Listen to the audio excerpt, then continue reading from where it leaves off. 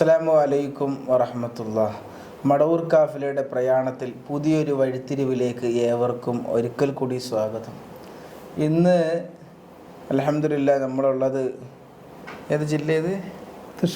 തൃശ്ശൂർ ജില്ലയിൽ ഒരുമനിയൂർ എന്ന് പറഞ്ഞ സ്ഥലത്ത് കുഞ്ഞു മുഹമ്മദ് ഹാജിയെ കാണാൻ വേണ്ടി വന്നതാണ്.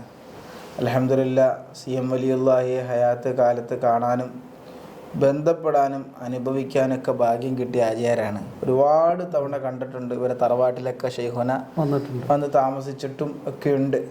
ഏതായാലും ഇന്ന് നമുക്ക് ആചാരുടെ അനുഭവങ്ങളാണ് കാഫിലയിലൂടെ കേൾക്കുന്നത്. അള്ളാഹുവർക്കും ഇവരുടെ ഭാര്യയ്ക്കൊക്കെ നല്ല ആഫിയത്തുള്ള ദീർഘായുസ് നൽകട്ടെ. മക്കളുടെ ജീവിതത്തിലൊക്കെ അള്ളാഹ് വലിയ ബർക്കത്ത് ചെയ്യട്ടെ. ഏതായാലും ഓരോ കാഫിലയിലേക്ക് നമുക്ക് സ്വാഗതം ചെയ്യാം. എന്തൊക്കെ ആചാര്യ റാഹത്തല്ലേ? അൽഹംദുലില്ലാഹ്, സന്തോഷം. നിങ്ങൾ CM വലിയുള്ളാഹിയെ ആദ്യമായിട്ട് ബഹുമാനപ്പെട്ട ഷെയ്ഖുനായെ കുത്തുബുൽ-ആലം ഷെയ്ഖുനായെ അറിയാനും ബന്ധപ്പെടാനും അവരുടെ അടുത്ത് എത്താനും ഉണ്ടായ സാഹചര്യം എന്താണ്? ആദ്യമായിട്ട് എൻ്റെ ഒരു സ്നേഹിതൻ, എൻ്റെ അയൽവാസിയും കൂടെയാണ്, എന്നോട് പറഞ്ഞിങ്ങനെ ഒരാളുടെ പേര് മുഹമ്മദ് അലി എന്നുണ്ടോ? ഉണ്ട്, നമുക്ക് അവിടെ ഒന്ന് പോകണം. ഈ മുഹമ്മദ് അലിക്ക് പറയുക മുഹമ്മദ് അലി എന്നോട് പറഞ്ഞു ആദ്യമായിട്ട് ഷെയ്ഖുനടുത്ത് പോകണം, അവരെ പരിചയപ്പെടുത്തുക. എന്നിട്ട് അപ്പം ഞാൻ പറഞ്ഞു ശരി ഇൻഷാ അല്ലാഹ് നമുക്ക് പോവാം കോഴിക്കോടാന്ന് പറഞ്ഞു. അപ്പോൾ കോഴിക്കോട് ഞങ്ങൾ രണ്ടാളും കൂടെ പോയി. മൂപ്പൻ്റെ വീട് എന്നാണ് പറയല്, മൂപ്പൻ്റെ വീട്ടിലേക്ക് പോകാൻ. അങ്ങനെ അവന് ഈ മുഹമ്മദ് അലി എന്ന് പറഞ്ഞാൽ ഞങ്ങളൊരു പ്രായക്കാരാണ്. അവനക്ക് ഈ തെരീക്കത്തിൻ്റെ ഇതൊക്കെ ഉള്ള ആളാണ്. അതൊക്കെ ചെല്ലും ഇതൊക്കെ ഉള്ള കാര്യങ്ങളാണ്. അങ്ങനെ മൂപ്പരടുത്ത് ചെന്നൈക്ക് ഇങ്ങനെ ഞാനിങ്ങനെ തെരീക്കത്തിലൊക്കെ നമുക്ക് പറഞ്ഞു മൂപ്പരോട്. അപ്പോൾ ഈ തെരീക്കത്താണ്, കാതിരിയ തെരീക്കത്താണ് പറഞ്ഞു. അപ്പോൾ അവിടുന്ന് ചോദിച്ച് ഇതാരാ പിന്നെ തന്നെന്ന് പറഞ്ഞപ്പോൾ അത് ഇവിടെ ഒരു മുസ്ലിം ഉണ്ടായിരുന്നു, ഞങ്ങളോട് ഇവിടെ നാട്ടുകാരൻ തന്നെ. അയാൾ തന്നതെന്ന് പറഞ്ഞു. അയാളിങ്ങനെ ആക്സിഡൻറ്റിൽ മരിച്ചു എന്ന് പറഞ്ഞു. ഈ മുഹമ്മദ് അലി പറഞ്ഞു മരിച്ചു എന്ന് പറഞ്ഞു. തന്ന ആള് ആക്സിഡന്റ് മരിച്ചു പറഞ്ഞു. അപ്പം ഇങ്ങനെ എന്നോട് പറഞ്ഞു, ഇങ്ങനെ ഞങ്ങളോട് പറഞ്ഞു അത് സിഹർ കൊണ്ടാന്ന് പറഞ്ഞു മരിച്ചു. അപ്പോൾ ഞങ്ങളൊന്നും പറഞ്ഞില്ല. പിന്നെ അതിനൊരു സാധ്യതയുണ്ട്, മൂപ്പര് ഈ തത്സമത്തൊക്കെ ആയി നടക്കുന്ന ഒരാളാണ് അന്നത്തെ കാലത്ത് ഇതായിട്ട്. അപ്പോൾ പിന്നെ അയാൾ നല്ലൊരു മനുഷ്യനാണ്. അയാളുടെ കൂടെ ഒക്കെ നിസ്കരിക്കലൊക്കെ ഉണ്ട്, ഇമാമത്തൊക്കെ വന്നിട്ട് നിസ്കരിക്കലൊക്കെ ഉണ്ടായിട്ട്. പക്ഷേ അവിടെ ഞാൻ ഇവരെ അഡ്രസ്സൊന്നും പറയുന്നില്ല, ഇതാട്ടെ ഞങ്ങളാട്ടുകാരൻ തന്നെ ആയിട്ട് വെച്ചു പറഞ്ഞു. അങ്ങനെ പിന്നെ ഞങ്ങളുടെ കൊണ്ട് പറഞ്ഞു ശരി ഇങ്ങനെ പറയാം പോയിക്കോളെ പോവാം പോയിക്കോളെ എന്ന് പറഞ്ഞേ, വേറെ ഒന്നും കൊണ്ട് പറഞ്ഞാൽ പോയില്ല പോയിക്കോളെ. അങ്ങനെ വന്നു പോയി. പിന്നെ ഞാൻ ഇടയ്ക്ക് പോലും തുടങ്ങി, ഇടയ്ക്ക് പോയി. ആ പോകുമ്പോൾ എല്ലാ പ്രാവശ്യം പോകുമ്പോഴൊക്കെ ഞാനെപ്പോഴും ഇവിടുന്ന് പോകുമ്പോൾ എപ്പോഴും ഒരു അന്നത്തെ കാലത്ത് ഒരു 1000 രൂപ കേസ് വെക്കും. ഇവിടുന്ന് ചാവക്കാടുന്ന് വിടുമ്പോൾ അതിൻ്റെ ഒരു സ്വഭാവത്തിൽപ്പെട്ടാണ്, പുറത്ത് പോകണമല്ലേ. അപ്പോൾ നമ്മൾ യാത്രയിൽ ബുദ്ധിമുട്ട് ഉണ്ടാകാനുള്ള ഈ എപ്പോഴും എപ്പോഴും 1000 രൂപ കൈ വെക്കും, ചെലവിനെ കൈ വെക്കും. അന്നത്തെ കാലത്ത് ഇത്രയൊന്നും വേണ്ട, വലിയ കാശ് അന്നത്തെ കാലത്ത്. ഞാൻ പോകുമ്പോൾ എല്ലാ പ്രാവശ്യവും പോകുമ്പോഴും മൂപ്പർക്ക് ഒരധികം കൊടുക്കും ഞാനായിട്ട്. അത് എത്രയും വെച്ചാൽ ചിലപ്പോൾ 100 ആയിരിക്കും, ചിലപ്പോൾ എത്രയും അപ്പൊക്കെ മനസ്സിൽ തോന്നിയോണ്ട് കൊടുക്കുമായിട്ട്. എപ്പോൾ ചെന്നാലും ഇങ്ങനെ തന്നെ എന്നാൽ വയ്ക്കുമെന്ന് പറഞ്ഞിട്ട് അങ്ങനെ പറയുള്ളൂ, വേറെ ഒന്നും പറയില്ല എന്നുള്ള. പിന്നെ പോകും ഞാൻ. അങ്ങനെ പിന്നെ പോയപ്പോൾ പിന്നെ അന്ന് ഞാനിവിടെ അബുദാബി വിസ ഒക്കെ ക്യാൻസലാക്കിയിട്ട് നാട്ടിൽ നിൽക്കുന്ന സമയമാണ്.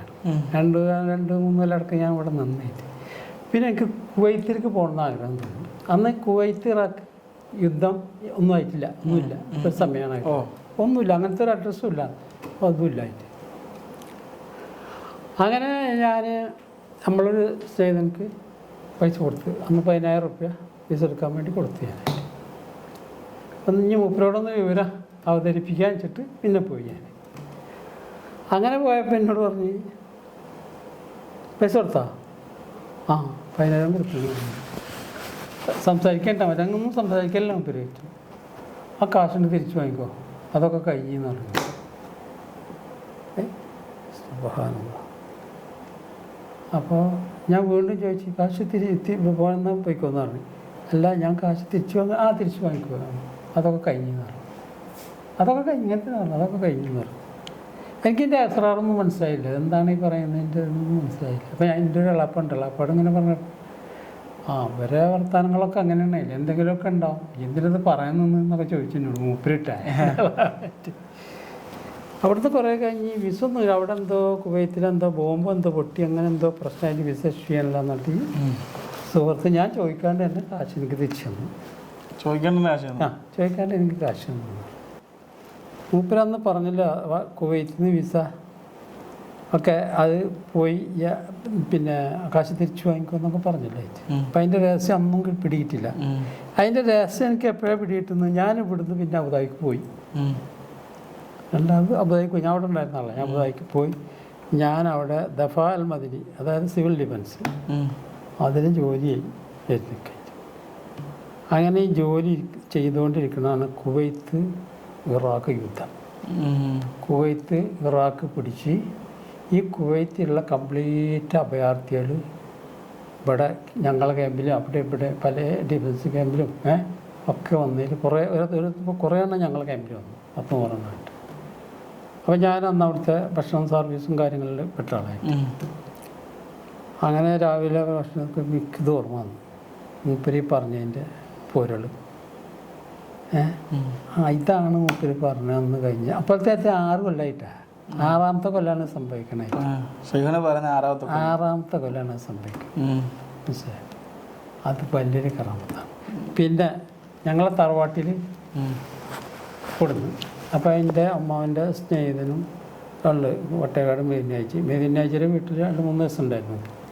അങ്ങനെ പോകുമ്പോൾ ഞങ്ങളെ വീട്ടിൽ തറവാട്ടിൽ കയറി പിന്നെ അവിടെ കിടന്നു ഇതായിട്ട്. അപ്പോൾ അവിടെ ഒരു പ്രശ്നം എന്ന് പറഞ്ഞാൽ അന്ന് ഈ പുത്തൻവാദികളുണ്ടല്ലോ, ഞാൻ അഡ്രസ്സ് ഞാൻ പറയുന്നില്ല, വഹാബിസത്തിൻ്റെ ആൾക്കാർ ഇവിടെ ഇങ്ങനെ ചേക്കേറിക്കൊണ്ടിരിക്കുന്നു. ഇവിടെ അങ്ങനത്തെ ഒന്നും ഉണ്ടായിരുന്നില്ല ഇതായിട്ട്. അപ്പോൾ അവരിവിടെ ഇങ്ങനെ കുറേ മാഷന്മാർ അവരൊക്കെ ഇങ്ങനെ ഗ്രൂപ്പായിട്ട് നിൽക്കണായിരുന്നു. ഞങ്ങളെ മദ്രസയുടെ പ്രശ്നം ഉണ്ടായിരുന്നു. അങ്ങനെ അന്ന് ഊമക്കത്ത് വിട്ടു. അന്ന് ഈ നക്സൽ ഉള്ളൊരു സമയം, നക്സൽ വാരികളെന്ന് പറഞ്ഞിട്ട് തലെടുപ്പ് പറഞ്ഞിട്ട് കത്ത് വിട്ട് ഇയാളാകെ പേടിച്ച്. അതില്ല, നക്സൽ വാരികളെന്ന് പറഞ്ഞിട്ടാണ് കത്ത് വിട്ടുള്ളത്, നക്സലിൻ്റെ അഡ്രസ്സ്. അത് കത്ത് ശിഖുനാനെ കൊടുത്തു. അങ്ങനെ വന്നിട്ട് അതൊക്കെ കള്ളത്തരാണ് പിടിച്ച് ചിന്തിച്ച് അത് ചിന്തിച്ച് വരെ കിട്ടുക, അതിനും പോയി അത് കള്ളത്തരാന്ന് പറഞ്ഞു. അങ്ങനെ കള്ളത്തരം തന്നെ ഇവർ ചെയ്തതാണ് പേടിപ്പിക്കാൻ വേണ്ടിയിട്ട്. മനസ്സിലായി? അതെ, ഡൗണാക്കി. ഇങ്ങനെയൊക്കെയുള്ള സംഭവങ്ങൾ ഒക്കെ കുപ്പിക്കകത്തുള്ള വസ്തുവിനെ പോലെ അത് വളരെ കറക്റ്റാണ്. ആർക്കും അപ്പം അന്നത്തെ കാലത്ത് ഇങ്ങനെ അപ്പോഴും അഭിപ്രായ വ്യത്യാസമുണ്ട് പലരും. അങ്ങനെ പല നമ്മുടെ മേലിയക്കന്മാർ തന്നെ പലരും അഭിപ്രായ വ്യത്യാസമുണ്ട്, ഒന്നും പറയില്ല. പിന്നെ അങ്ങനെ അത് ഇവരൊന്നും പറയില്ല. പക്ഷെ അത് എന്താ അങ്ങനെ ഒരു ഇത് പറയുന്നത് എന്താണ്, ഇവരാണ് പുത്തൻവാദികളാണ് പറയാം, വഹാബികൾ. എന്തായാലും നിസ്കരിക്കാത്ത എന്തതാക്കാത്തെന്നൊക്കെ പറയില്ല. അപ്പോൾ ഞങ്ങളൊക്കെ പറയും, നിങ്ങൾക്കൊന്ന് പോയി ചോദിച്ചൂടെ, നമ്മളും ഉണ്ട്, നിങ്ങൾ പോയി ചോദിച്ചൂടെ ചോദിച്ചു. അത് പോയില്ല. സുന്നികളുടെ ഇടയിൽ സുന്നികളുടെ ഏരിയയിലെ അഭിപ്രായ വ്യത്യാസം ഉണ്ടായിരുന്നു. മൂലക്കന്മാരുടെ ഇടയിൽ അറിയാത്തവർ അങ്ങനെ ചില ഇതുണ്ട്. പക്ഷെ മൂപ്പര മർത്തവ വേറെ, അത് അനുഭവമുള്ളവർക്ക് അത് പറയാൻ പറ്റുള്ളൂ. അങ്ങനെയാണ് മൂപ്പര മർത്തവ. അങ്ങനെ പിന്നെ വഹാബികൾ ഇങ്ങനെ പലരും അത് അവിടെ ചെന്നപ്പോഴും പറഞ്ഞു. അപ്പോഴും ഞങ്ങൾ പോയി എൻ്റെ കൂടെ നമ്മൾ പോയി ചോദിക്കാമെന്ന് പറഞ്ഞു. അതിന് അവിടെ പിന്നെ എൻ്റെ ഒരു സ്നേഹിതൻ, എൻ്റെ പഴയ സ്നേഹിതൻ, മൂപ്പര് എത്തിയമായ കുട്ടിയൊന്നും കല്യാണം കഴിച്ചു. അവൻ അങ്ങനെ കഴിയാൻ കഴിഞ്ഞ ആവശ്യമില്ല. പക്ഷെ അവൻ്റെ ഒരു കാരണം അങ്ങനെ മൂപ്പരെ കാണാൻ ചെന്നു നൈറ്റ്. ഇവിടെയുള്ള ഈ കാട്ടൂരുള്ള ഉണ്ട്. ഞാൻ കുറേ കാലമായി കണ്ടിട്ട് കാണും. അച്ഛൻ്റെ അറിയേണ്ടി വരും. അപ്പം ആ ഈ ഭാഗത്തുള്ളവരൊക്കെ ദൂരം പോയിക്കോ ചാവക്കാട് എന്നാ പറയുള്ളൂ. അവൻ ചാവക്കാട് എന്നല്ല. അപ്പോൾ അവനോടെ കാണാൻ വേണ്ടിയിട്ട് അങ്ങനെ അലയിൽ നിന്ന് അങ്ങനെ വിളിക്കുമല്ലത് പേടിക്കുന്നു. ആ ചാവക്കാട്ടെ പുതിയപ്പള്ളോട് വരാൻ പറയുന്നത്. ചാവക്കാട്ടെ പുതിയപ്പള്ളോട് വരാൻ പറഞ്ഞു. അവൻ തന്നെ പറഞ്ഞു എന്നോട്. ഞാൻ പോയപ്പോൾ ഇതിരുന്നു ഞാനങ്ങനെ അതിശയിച്ചു പോയിരുന്നാണ്. ഞാൻ കല്യാണം കഴിച്ചു പറഞ്ഞില്ല, ഒന്നും അറിയില്ല. എന്നിട്ട് പറഞ്ഞു ചാവക്കാട്ടെ പുതിയപ്പള്ളോട് വരാം. അങ്ങനെയുള്ള കുറേ കാര്യങ്ങളുണ്ട്. അങ്ങനെയാണ് ഞാൻ ലാസ്റ്റ് പിന്നെ ഞാൻ ഇവിടുന്ന് പോയതിൻ്റെ ശേഷം പിന്നെ അങ്ങനെ കണ്ടിട്ടില്ല. വഫാത്തിനൊക്കെ നാട്ടിലുണ്ടായിരുന്നു? ഇല്ലില്ല, ഞാൻ അവിടെ ഇവിടെ പോകാറുണ്ടോ സിയാർത്ത് ചെയ്താൽ പോകുന്നുണ്ട്. ഇപ്പൊ സുന്നത്തി സംഘടനയിലൊക്കെ ഉണ്ടോ? സംഘടനയൊക്കെ ഉണ്ട്. പിന്നെ വയ്യ, പിന്നെ ഇപ്പം പ്രായമൊക്കെ പിന്നെ അങ്ങനെ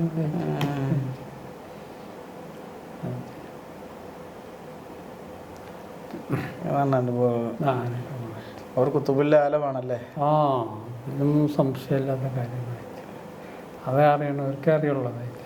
അനുഭവിച്ചവർക്കേ അറിയുള്ളൂ. മനസ്സിലായില്ല. അനുഭവിച്ചവർക്കേ അറിയുള്ളൂ എന്താണെന്ന് കുത്തുബുല്ല എന്താണ് മൂപ്പരെ ഇതെന്നുള്ള പദവി എന്നുള്ളത്. അതായിട്ട് ബന്ധപ്പെട്ടവർക്ക് അറിയാത്തവരടുത്ത് പറഞ്ഞിട്ട് കാര്യമില്ല. അതങ്ങനെയാണ്.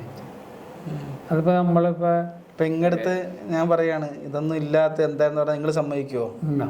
കാരണം നിങ്ങളുടെ അനുഭവമാണ്, പച്ചയായ നിങ്ങളുടെ അനുഭവമാണ്. പിന്നെ നമ്മൾ പഠിച്ചതിനനുസരിച്ചിട്ട് നോക്കുമ്പോഴും അങ്ങനെയാണ് അതിൻ്റെ കാര്യങ്ങൾ കിടക്കുന്നത്. ഇപ്പം നമ്മൾ മൊഹീദ്ദീൻമാലയിൽ പറയും, വെല്ലേ നിലത്തിന്നും എന്നെ വിളിച്ചോർക്ക് വായ്കൂടാ തീരം ചെയ്യും ഞാൻ എന്നോവർന്ന് പറയുമ്പോൾ ഇതെവിടുന്ന് സഹിക്കാനാന്ന് വെച്ച് നമ്മളിപ്പോൾ ഇവിടുന്ന് വിളിച്ചിട്ട് അമേരിക്കയിലേക്ക് വിളിച്ചിട്ട് ഹലോ എന്നാക്കുമ്പോഴത്തേക്കും അവിടുന്ന് ഹലോ എന്നാക്കി.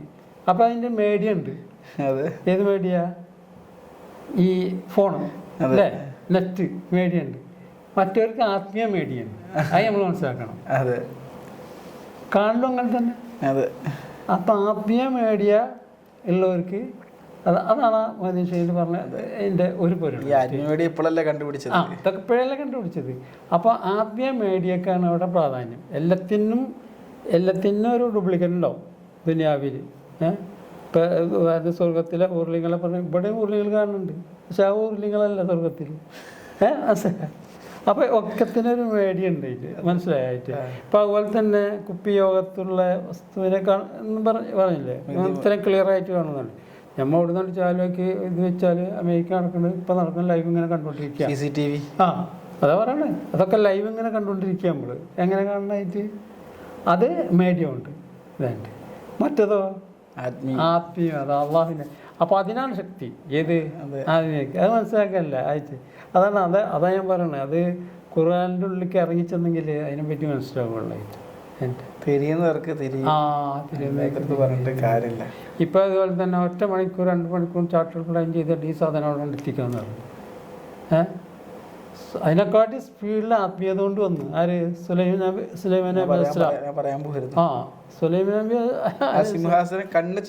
തുറക്കുന്നതിൻ്റെ പറഞ്ഞു അതിനകത്ത് നിങ്ങളവിടെ നിൽക്കുന്നതിന് മുന്നേ നമ്മൾ കൊണ്ടുവരാന്ന് പറഞ്ഞു. ആര് പറഞ്ഞു? ഇഫ്രീത്ത്. പറ്റില്ല, അത് പറ്റില്ല. അതിനെക്കാട്ടി മുന്നേ നിങ്ങൾ കണ്ണ് തുറക്കണതിൻ്റെ മുന്നേ അത് ആരാ? ഒരു പണ്ഡിതനാണ് അവിടെ പറഞ്ഞത്. ആസിബിന് എന്താ പേര് പറഞ്ഞു. ഏതായാലും അൽഹംദുലില്ലാ. അപ്പോൾ അതാണ് ഇത്. അപ്പം എന്ന് പറഞ്ഞ ഈ നമ്മൾ കാണുന്നതൊന്നും അല്ലത് വിഷയമായിട്ട്. അപ്പം നമ്മൾ അല്ലാതൊക്കെ എല്ലാത്തിനും പറ്റും. പക്ഷെ പിന്നെ നമുക്ക് നിങ്ങളെ പോലുള്ളവർക്ക് കാണാനൊരു ഭാഗ്യം കിട്ടി അൽഹംദുലില്ലാ. അത് നമ്മുടെ കാലഘട്ടം, നമ്മുടെ കാലത്ത് ജീവിച്ചു പോയൊരു മഹാനാണ്. അത് ഇത്രയും വലിയ സ്ഥാനത്ത് അപ്പം അതൊക്കെ മഹാന്മാര് തന്നെ. ഇത്രയും കറാമത്ത് കാണിച്ചൊരു മഹാനില്ല. കാരണം ഒരു മണിക്കൂർ അന്ന് ഞാൻ പറയുന്നുണ്ട്, അന്നൊക്കെ പാലൊക്കെ ഈ പാലിൻ്റെ ഡബ്ബയിലാക്കിയിട്ട് സൈക്കിൾ മേലൊക്കെ വെച്ച് കൊണ്ടുപോയതാണ്. അങ്ങനെ പാലേനെ പോവുകയാണ് രാവിലെ. പാല് മറിച്ചിട്ടല്ലേ? അരച്ച് ചവിട്ട് കൊടുത്ത വണ്ടിക്ക്. അതിലാണ് എന്താ ചത്ത. അതൊക്കെ അന്നേ ഉള്ളവർ പറഞ്ഞുണ്ടായിട്ട്. അങ്ങനെ ഒരുപാട് സംഭവങ്ങളുണ്ട്. മരിച്ചവരെ ജീവിപ്പിച്ചത്. ഇപ്പോഴും ജീവിക്കുന്നുണ്ടാവും ഉമ്മ. അമ്പലക്കണ്ടി അസീസ് ഉസ്താദിന്റെ ഭാര്യ, കോഴിക്കോട് മെഡിക്കൽ കോളേജിൽ നിന്ന് മരിച്ചു എന്ന് ഇത് റിപ്പോർട്ട് ചെയ്തതാണ്. നമ്മുടെ ഇതിലുണ്ട്, ചാനലുണ്ട്. അവർ മരിച്ചു എന്ന് പറഞ്ഞ് പള്ളി വിളിച്ചു പറഞ്ഞ് കബർ വെട്ടി, താടിക്കെട്ട് കെട്ടി, എല്ലാം ചെയ്ത്. ഇനി ആശുപത്രിയിൽ നിന്ന് കൊണ്ടുപോകണമെങ്കിൽ ഒരു 50,000 റുപ്യ മരുന്ന് മേടിച്ച പൈസ മെഡിക്കൽ സ്റ്റോറിൽ കൊടുക്കണം, എന്നാലും മയ്യത്തുകൊണ്ട്. ആ സമയത്താണ് ഒരാൾ പറയുന്നത് നിനക്ക് CM വലിയ ഉണ്ട്, അവിടെ നിന്ന് പോയി കണ്ടുവരാൻ. അങ്ങനെ ഓരോടെ ചെല്ലുമ്പോൾ, ഞാൻ ചുരുക്കി പറയാം, അവിടെ ചെല്ലുമ്പോൾ ഒരു പറഞ്ഞ എന്താ ഷെയ്ഖുനെ പറഞ്ഞു, ആര് പറഞ്ഞു മരിച്ചെന്ന്? 6 മണിക്ക് സംസാരിക്കും, അത് സിഹറായിരുന്നു, ഞാൻ ബാത്തിലാക്കിയിട്ടുണ്ടെന്ന്. കറക്റ്റ് 6 മണിക്ക് സംസാരിക്കും. ഇന്നും ആ ഉമ്മ ജീവിക്കുന്നുണ്ട്. എത്രയോ 8-9 മക്കളും ഉണ്ട് അതിന് ശേഷം. ആ ഉമ്മ ഇന്ന് ഹയാത്തിലുണ്ട്. അനുഭവമാണ്. അതേപോലെ ആമ്പലക്കണ്ടി അസീസ് ഇന്ന് ഉസ്താവുണ്ട്, പോയി ശരിക്കും തിരക്കാം. അതുപോലെ 2 കിഡ്നി ഇല്ലാത്തവർ ജീവിക്കുന്ന 35 കൊല്ലമായി ഡയാലിസിസ് ഇല്ല, ഒന്നും ഇല്ലാണ്ട് ജീവിക്കുന്നുണ്ട് കോഴിക്കോട് പുത്തൂര്. അങ്ങനെ എത്രയോ അനുഭവങ്ങളുണ്ട്. ഇതൊക്കെ നമ്മുടെ മുന്നിലുണ്ടായിട്ടാണ് എതിർക്കുന്ന ആൾക്കാർ. എതിർക്കണമെന്ന് എല്ലാത്തിനും റസൂലുള്ളാഹിനെ എതിർത്തിട്ടില്ല. അതെ, ചന്ദ്രനെ പുലർത്തി കാണിച്ചില്ല. അത് എതിർക്കണവരൊന്നും ഉണ്ടാവും, ഖിയാമത്ത് നാൾ വരെ ഉണ്ടാവും. നമ്മളത് അനുഭവം വെച്ചിട്ടാണ് പറയുന്നത്, അല്ലാണ്ട് അവിടെ നിന്നും കേട്ടുകളില്ലായിട്ട്. അതെ, ഏതായാലും ആചാര്യരുടെ അനുഭവങ്ങളാണ് ഇന്ന് കാഫിലയിലൂടെ നമ്മൾ കേട്ടതും മനസ്സിലാക്കിയതും. അതും നേരിട്ടുള്ള അനുഭവങ്ങൾ. അള്ളാഹു സുബ്ഹാനഹു വ തആല ആചാര്യർക്ക് നല്ല ആഫിയത്തും ആരോഗ്യവും ദീർഘായുസ്സും നൽകട്ടെ. കാണുന്നവർ പ്രത്യേകം ദുആ ചെയ്യുക അവർക്ക് വേണ്ടി. ഇവരും നമുക്ക് വേണ്ടി ദുആരക്കും. ഇനിയും കാഫിലയിലൂടെ ഷെയ്ഖുനയുമായി ബന്ധപ്പെട്ട നേരിൽ അനുഭവിച്ച അനുഭവങ്ങൾ കാണാം, മനസ്സിലാക്കാം, കൂടുതൽ ആളുകൾക്ക് എത്തിച്ചു കൊടുത്ത് ഔലിയാക്കളെ മനസ്സിലാക്കാനും അറിയാനും മടവൂർ കാഫില ഒരു കാരണമാകട്ടെ. അസ്സലാമു അലൈക്കും വറഹ്മത്തുള്ളാഹി. വഅലൈക്കും അസ്സലാം വറഹ്മത്തുള്ളാഹി വബറകാതുഹു.